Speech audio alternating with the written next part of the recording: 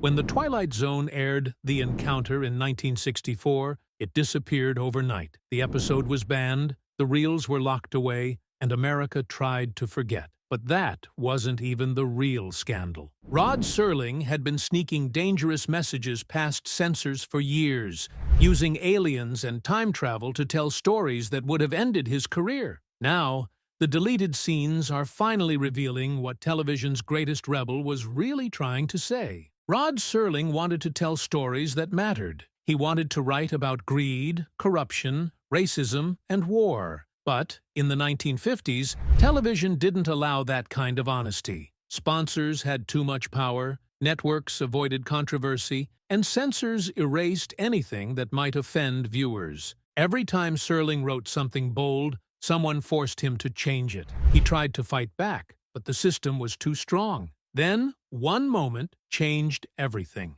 In 1955, a 14-year-old black boy named Emmett Till was murdered in Mississippi. He was accused of whistling at a white woman, dragged from his bed, beaten, shot, and dumped in a river. His killers were arrested, but an all-white jury let them go free. The case shocked the nation. It was brutal, unjust, and impossible to ignore. Serling knew this story needed to be told, so he wrote a script called Noon on Doomsday. It was about a lynching in the South, a direct reflection of Till's murder. He thought television could force people to see the truth, but before the episode even aired, it was ripped apart. Advertisers threatened to pull funding. White supremacist groups protested. Network executives panicked. To avoid trouble, they changed everything. The setting was moved from the South to New England. The murdered man was no longer black, but a nameless foreigner. By the time it aired, it had lost all meaning.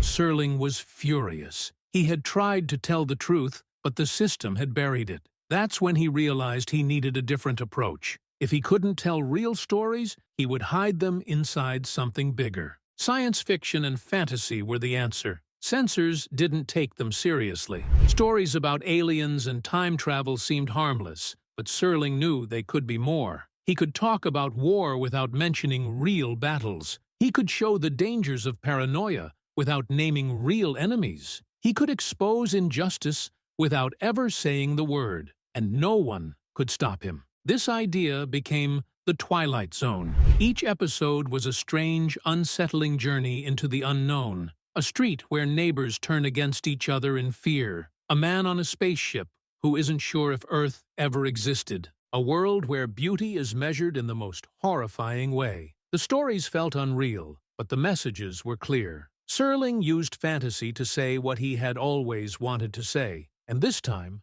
no one could take it away from him. Even the name The Twilight Zone had meaning. In the military, it was the space between night and day, a place where reality blurred. That was exactly what Serling wanted. A world that wasn't quite real but wasn't completely imaginary either. A place where people could see themselves in the characters and understand the truth hidden beneath the story. For 5 seasons, The Twilight Zone brought together some of the most talented actors of its time. Every episode had a new story, a fresh cast, and performances that stayed with audiences long after the credits rolled. The show's creator, Rod Serling, wanted more than just good actors. He wanted performers who could handle the strange and thought-provoking stories the show was known for. One of the most unforgettable guests was William Shatner. He starred in 2 episodes that became classics. In Nick of Time, he played a man who finds a fortune-telling machine in a diner.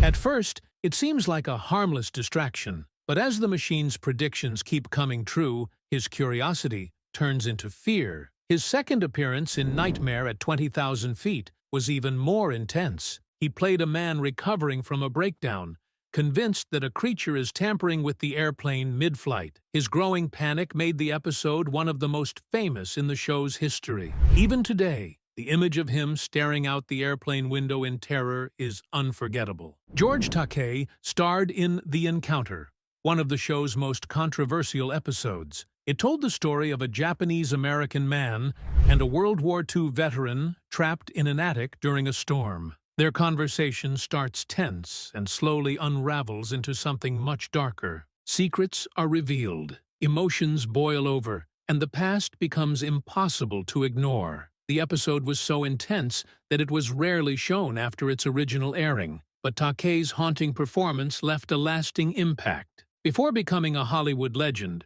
Robert Redford played a quiet and mysterious soldier in Nothing in the Dark. He visits an old woman who has spent her life terrified of death. She refuses to let anyone in, convinced that one day death will come knocking. Redford's character slowly earns her trust, only to reveal that he is exactly what she feared. But instead of being cold or menacing, he is gentle and kind, showing her that death is not something to fear. His performance gave the episode an emotional weight that set it apart from so many others. Few actors had as much impact on the Twilight Zone as Burgess Meredith. He starred in 4 episodes, but his role in Time Enough at Last became one of the most famous in the show's history. He played a book-loving man who survives a nuclear apocalypse. Alone in the ruins of the world, he is devastated at first, but soon realizes he finally has all the time he ever wanted to read. Then, his glasses fall and shatter. He is left surrounded by books he can no longer enjoy. The final shot of him sitting in despair remains one of the most heartbreaking moments in television.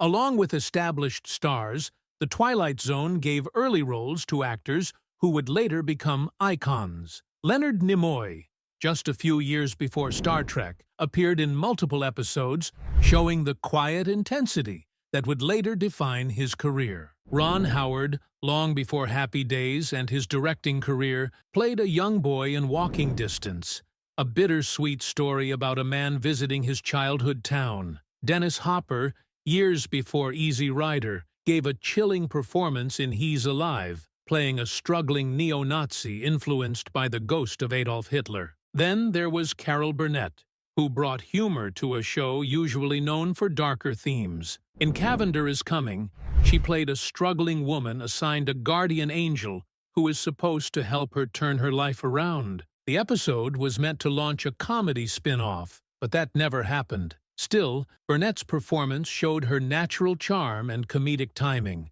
something that would later make her a household name. When The Twilight Zone first aired in 1959, television was predictable. Most shows followed the same formula, telling safe stories that wouldn't upset sponsors. But Rod Serling had a different idea. He wanted to use television to make people think, to tell stories that challenged the way they saw the world. Instead of delivering obvious messages, he wrapped them in science fiction and fantasy, sneaking social commentary past the networks in ways no one had done before. The result was a show unlike anything audiences had ever seen. Over 5 seasons, The Twilight Zone told 156 stories. Serling wrote or co-wrote 92 of them, making sure his vision stayed strong. His stories were filled with strange events, eerie settings, and characters who faced impossible situations. But beneath the twists and the suspense, there was always something deeper. These weren't just stories about aliens, time travel, or the supernatural. They were about real fears. Fear of the unknown, fear of authority, fear of losing control. The show didn't top the ratings, but it didn't need to. It built a dedicated audience and won multiple Emmy Awards, including 2 for Serling's writing. It also won 3 Hugo Awards, proving its impact on science fiction. More importantly, it changed television. It showed that TV could be more than entertainment. It could make people question the world around them. Shows like Black Mirror and American Horror Story followed in its footsteps, using horror and science fiction to explore modern anxieties. What made The Twilight Zone unforgettable was its ability to tell stories that felt both unreal and completely familiar. The Monsters Are Due on Maple Street turned a quiet neighborhood into a study of paranoia. A simple power outage made people turn on each other, proving that fear itself could be the greatest enemy. It's a Good Life followed a town controlled by a 6-year-old with godlike powers, showing how absolute power, no matter who holds it, can become terrifying. The show became famous for its twist endings. These weren't just surprises. They were lessons. In Time Enough at Last, a book-loving man survives a nuclear apocalypse.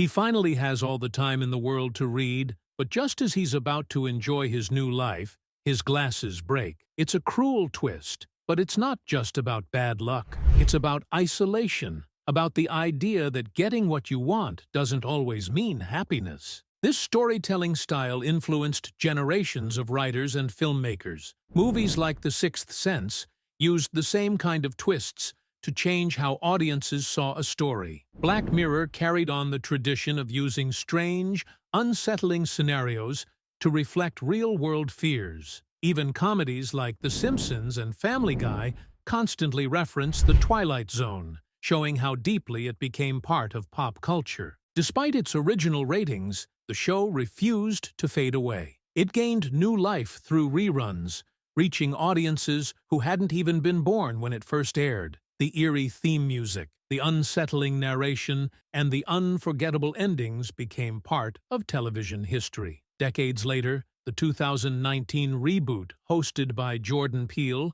introduced the Twilight Zone to a new generation, proving that its themes were not just relevant in the past, they were timeless. But everything was not so smooth and perfect. On May 1st, 1964, The Twilight Zone aired an episode that would disappear for more than 50 years. The Encounter tells the story of two men trapped in an attic, one a bitter World War II veteran, the other a young Japanese-American man looking for work. What starts as a simple conversation turns tense when an old war souvenir, a Japanese katana, seems to take on a life of its own. The veteran, Fenton, claims he took it from a soldier he killed in battle. Arthur Takamori, played by George Takei, listens as Fenton's resentment begins to surface. Then Takamori reveals something shocking. His father may have helped the Japanese military during the attack on Pearl Harbor. This moment is where the episode takes a dark turn.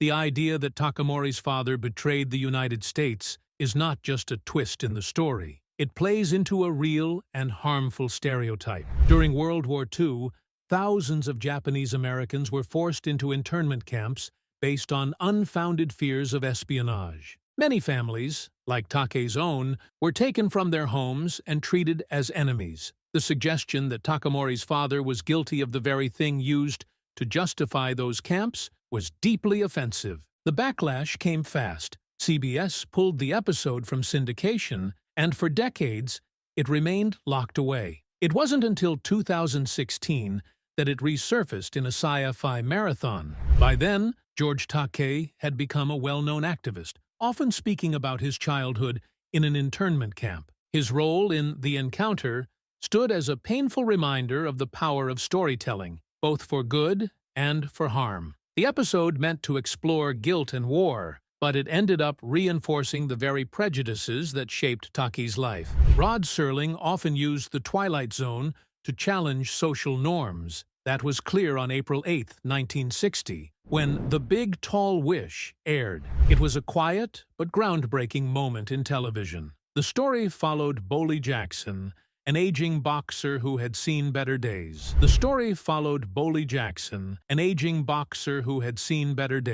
A young boy named Henry believed in him so much that he made a wish, one strong enough to change reality. Bollie, against all odds, won his fight. But when he doubted the magic, everything snapped back. He was once again a beaten man, left with nothing but regret. At first glance, it was just another supernatural tale. But it did something rare for its time. The episode featured an almost entirely black cast without making race the focus. In the 1960s, black actors were rarely given lead roles unless the story was specifically about racism. Here, race was never mentioned. The characters were simply people with dreams, struggles, and emotions that anyone could relate to. This approach was bold. It showed black characters as ordinary human beings, something television often failed to do. Reactions were mixed. Some viewers were uncomfortable people seeing a black man in a leading role. Others praised the episode for breaking barriers. The NAACP recognized Serling for pushing television forward, even when networks hesitated. Later shows like Star Trek and I Spy continued in this direction, proving that diverse casting could be the norm, not the exception. The Big Tall Wish wasn't just about magic. It was about the quiet power of representation, a reminder that sometimes the most revolutionary stories are the ones that show people as they truly are. Then came March 4th, 1965, and with it, one of the Twilight Zone's most unsettling episodes. I Am the Night, Color Me Black begins in a small town where the sun never rises. A man is about to be executed, but the darkness outside grows thicker by the minute. The more the townspeople feed into their own hatred, the larger the black cloud becomes. At first, it seems like a local mystery, but soon the truth is revealed. This isn't just about one town. The darkness is spreading across the world, reaching every place where hatred thrives. The message was impossible to miss. This was the middle of the civil rights movement. Protests filled the streets. Violence followed. Many Americans refused to confront the racism that had shaped the country for centuries. The Twilight Zone forced them to look. The growing darkness wasn't just a strange phenomenon. It was a reflection of real life. Serling didn't soften the blow. The episode was blunt, unsettling, and relentless. It made people uncomfortable. That was the point. By using science fiction, it reached viewers in a way no lecture or news report could. The final moments left a lasting impact. The darkness would keep spreading. It wouldn't stop until people chose to change. Then there was a Living Doll episode from season 5. It starts with a little girl, Christy, bringing home a new toy. Her name is Talkie Tina, and she's supposed to be like any other talking doll. But right away, something feels off. When Christy's stepfather, Eric, picks her up, the doll speaks in a way it shouldn't. My name is Talkie Tina, and I don't like you. At first, Eric thinks it's a joke. He tries to get rid of the doll, but it always comes back. He throws it away. It reappears. He tries to break it, but nothing works. The more he fights it, the more personal it gets. My name is Talkie Tina, and you'll be sorry. The tension builds as Eric starts to unravel. Is he imagining things, or is the doll really alive? Eric isn't a good man. He treats his wife and stepdaughter poorly, and his anger only grows as the doll pushes back. By the end, he's desperate. In a last attempt, he tries to destroy it, but the moment he lets his guard down, he falls down the stairs. His wife finds his body. The doll is next to him. My name is Talkie Tina, and you had it coming. What makes this episode so eerie is that it never explains how Talkie Tina works. Is she possessed? Is it karma? The mystery makes it even more terrifying, and the details make it unforgettable. The doll itself was a modified briquette, designed to look like the real Chatty Cathy dolls that were popular at the time. Even creepier, Talkie Tina's voice was done by June Foray, the same actress who voiced Chatty Cathy. The music, composed by Bernard Herrmann, adds to the unease. A soft, eerie tune lingers in the background, making every scene feel more unsettling. Jump ahead to Small Town from the 2020 reboot, and the fear comes from something different. Jason Grant moves to a town that looks too perfect. Clean streets, smiling neighbors, everything in its place. But something feels off. No one ever questions anything. No one ever changes. It's like the town is frozen, stuck in a loop. A deleted scene would have added more depth. It showed Jason talking to a pastor, trying to understand the town's strange rules. But even without it, the episode makes its point. It's about control, about the cost of perfection. The town looks nice on the outside, but it's built on something darker. Everyone follows the rules, but no one is really free. The reboot of The Twilight Zone often took classic themes and gave them a modern twist. Small Town fits right in. It makes you think about how much people are willing to give up for the sake of peace and order. A perfect world might sound nice, but what if it means losing the ability to choose? Then there's Miniature from Season 4, a story that's unsettling in a quieter way. Charlie Parks isn't like other people. He's shy. He struggles to connect. He spends his time at a museum, staring at a dollhouse. But something strange happens. The tiny figures inside seem to be alive. He watches as a woman sits at a piano. She moves. She reacts. place. No one else sees it, but Charlie is sure it's real. Day after day, he returns. He falls in love with this tiny, unreachable world. He stops going to work, stops talking to people. His family starts to worry. They think he's losing his mind. The story never gives a clear answer. Is Charlie imagining it? Or is he seeing something no one else can? The line between reality and fantasy starts to blur. In the end, Charlie disappears. The last shot shows the dollhouse. Inside, a new figure has appeared. A man, sitting next to the woman at the piano. This episode was pulled from syndication for years due to legal issues. But when it finally returned, it was clear why it had left such an impact. It's not scary in the traditional sense. It's sad. It speaks to anyone who has ever felt out of place, lost in their own world. It makes you wonder, if someone finds happiness in fantasy, is that really so different from finding happiness in reality? During the filming of the Twilight Zone episode The Mighty Casey, Paul Douglas wasn't himself. He looked sick, but most people on set thought he had been drinking. His history with alcohol made it easy to assume, but that wasn't the case. He was having a heart attack while working, and no one realized. Just 2 days after filming ended, on September 11th, 1959, he passed away. Rod Serling, the show's creator, took it hard. The episode was supposed to be lighthearted, a baseball comedy with a touch of science fiction. But watching Douglas in his final days made it impossible for Serling to air the episode as it was. It didn't feel right. It didn't match the tone of the story. CBS refused to pay for reshoots, so Serling covered the cost himself. He spent $27,000 to bring in actor Jack Warden and redo every scene where Douglas appeared. Director Robert Parrish stepped in to handle the new footage since the original director, Alvin Ganzer, was no longer available. Even after all that, one shot of Douglas remained. A single moment where his character, McGarry, walks away in the distance. Serling left it in on purpose. It was his way of honoring the actor without drawing attention to the tragedy. The episode itself tells the story of a robot named Casey who becomes a star pitcher for a struggling baseball team. But when he gets an artificial heart, he starts feeling emotions and decides baseball isn't for him. He walks away from the game to become a social worker. His manager is left with blueprints that could create more robotic players, hinting that a whole team of machines could take over the sport. The real story, though, isn't about baseball or robots. It's about Serling's dedication to his work and his respect for the people who brought it to life. He didn't just move on when things got tough. He made sure the final product was something he could stand behind, even if it meant spending his own money to get it right. Another episode, The Midnight Sun, brought its own kind of challenge. This time, it wasn't tragedy, it was survival. The episode takes place in a world where Earth has shifted closer to the sun. Heat is unbearable. The oceans are drying up. Society is falling apart. Two women, Norma and Mrs. Bronson, are trapped in a sweltering New York apartment, trying to outlast the rising temperatures. Director Anton Leder wanted the heat to feel real. He didn't just rely on special effects. He made sure the actors and crew actually felt the misery they were supposed to be portraying. The episode was filmed in the summer of 1961. The studio had no air conditioning. To make things worse, Leder had the electrical team increase the heat on set. Not enough to be visible on camera, but enough to make everyone uncomfortable. It worked. The sweat wasn't fake. The exhaustion wasn't acting. The struggle you see in Norma and Mrs. Bronson's faces was real. The conditions got so intense that some people nearly collapsed from heat stroke. But the final result was worth it. Rod Serling had a way of telling stories that slipped past censors while still making bold statements. The Twilight Zone wasn't just about strange events or eerie twists. It was a way to talk about real fears, McCarthyism, nuclear war, racism, without saying those words out loud. If he had been too direct, the network would have shut him down. So he found another way. One of the best examples of this is The Monsters Are Due on Maple Street, which aired in 1960. The story starts in a peaceful neighborhood. Everything is normal until a strange power outage spreads through the town. Then suspicion takes over. Someone suggests aliens might be responsible. People start blaming each other, pointing fingers at neighbors they've known for years. By the end, the entire street is in chaos. chaos. The twist? The real aliens are watching from a distance. They didn't have to invade, they just had to plant a little doubt, and the people destroyed themselves. It was a clear message about the Red Scare, where paranoia turned ordinary people against each other. Serling knew that if he wrote a story directly about McCarthyism, the network would never air it, so he wrapped it in science fiction. That way, it felt like entertainment, but the message still hit. Another episode, The Shelter, aired in 1961 and tackled the fear of nuclear war. It tells the story of a family who has a fallout shelter, something a lot of Americans were building at the time. When a warning comes that an attack is near, their friends and neighbors panic. They beg to be let inside. As the fear grows, so does the desperation. People who once cared for each other become violent. The moment passes, and there is no actual attack, but the damage is done. The episode isn't really about the war. It's about human nature. When fear takes over, kindness disappears. It was a bold story, especially when Cold War propaganda pushed the idea that America was united against a common enemy. Serling wasn't focused on the enemy. He was asking what Americans would do to each other if things got bad. The network and sponsors were always watching, worried that the show would say something too controversial. To get past them, Serling used fantasy and science fiction as a shield. He once said, "You can put these words into the mouth of a Martian and get away with it." That's exactly what he did. If he wanted to talk about racism, he didn't write about a real town. He created I Am the Night, Color Me Black, where a town is swallowed by endless darkness on the day of an execution. If he wanted to question war, he wrote A Quality of Mercy, where an American soldier suddenly finds himself in the body of a Japanese soldier during World War II. He made the audience see the world through different eyes, forcing them to question what they thought they knew. Serling was always pushing boundaries, testing how much he could say without getting shut down. He didn't just create a great show, he changed the way television could tell stories, proving that sometimes the best way to speak the truth is to wrap it in something unexpected.